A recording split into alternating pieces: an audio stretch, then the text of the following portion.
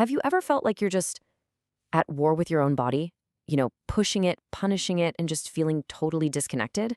Well, today we're diving into a really radical and honestly beautiful alternative from the work She Who Awakens. It's this idea of treating your body not as a machine that needs fixing, but as a temple that deserves to be honored. Let's get into it. Okay, let's just let that sink in for a second. This one idea is pretty much the foundation for everything we're about to explore. It's asking us to completely shift our perspective from seeing our bodies as just, these biological machines to seeing them as living, breathing altars. It's a really profound invitation to see your body as a sacred space for joy. So let's start with a reality that probably feels all too familiar. For so many of us, our relationship with our bodies has been shaped by this mindset of exploitation, basically treating it like a machine that's just there to perform, to work, and to meet all these crazy external expectations. I mean, does any of this ring a bell?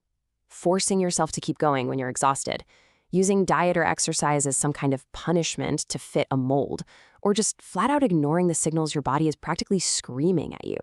Yeah, that's the path of exploitation. And for so many of us, it's a fast track to burnout and just feeling completely disconnected from ourselves.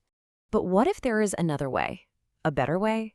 This is where we make the shift from exploitation to devotion.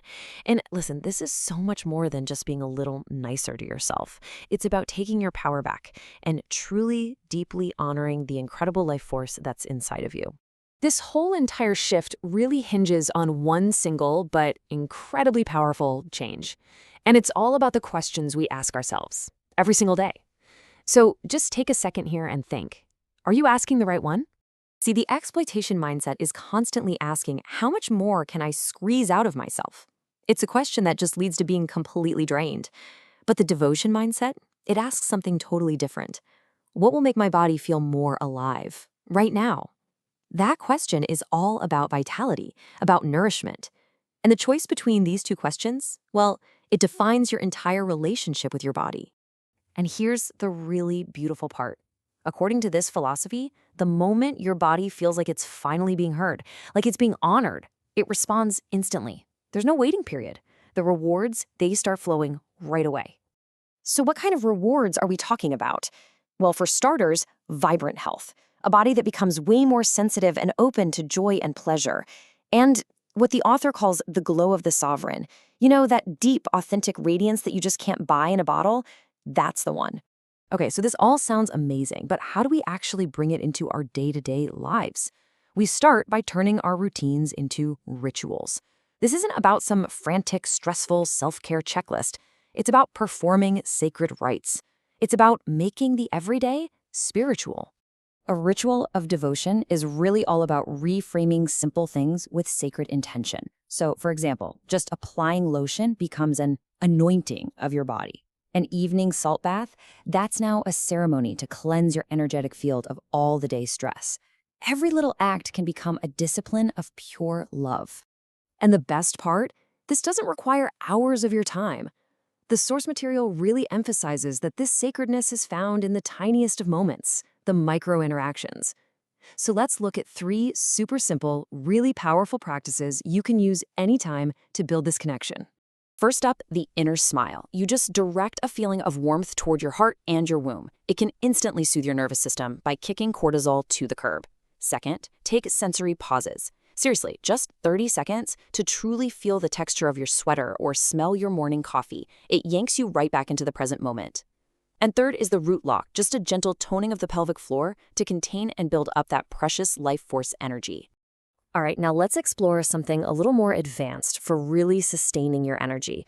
This is all about moving away from spending your energy on credit, running on fumes, and learning to live from this abundant internal source of power.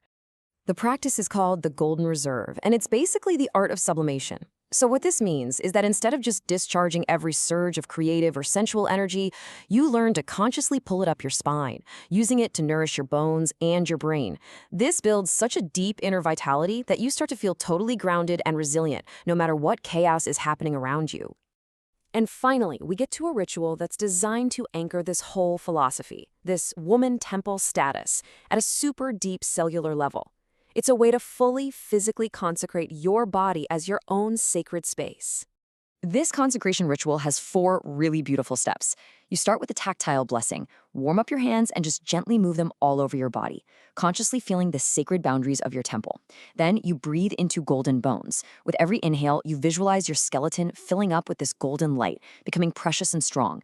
Third, find your womb smile. Locate that eternal spark of life in your pelvis and just feel it expand, filling up your entire being. And finally, you practice the walk of the goddess. You move with intention, imagining that with every single step, flowers are blooming at your feet. And that brings us to what might be the ultimate takeaway from all of this. It's a huge shift in thinking. Your energy, your life force, it isn't some finite resource you have to possess and spend. It is the very essence of who you are. And remember this, when you truly begin to honor your body as a temple, your pleasure becomes your prayer, and your very presence becomes a blessing to the world. So the final question isn't what you can get from your body anymore. It's what magnificent life can be expressed through it once you finally truly treat it as sacred.